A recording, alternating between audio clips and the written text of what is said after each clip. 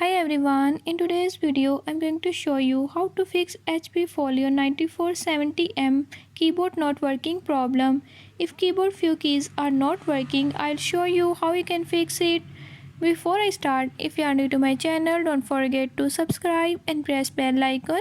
Watch complete video and learn how you can do it. Let's watch the video.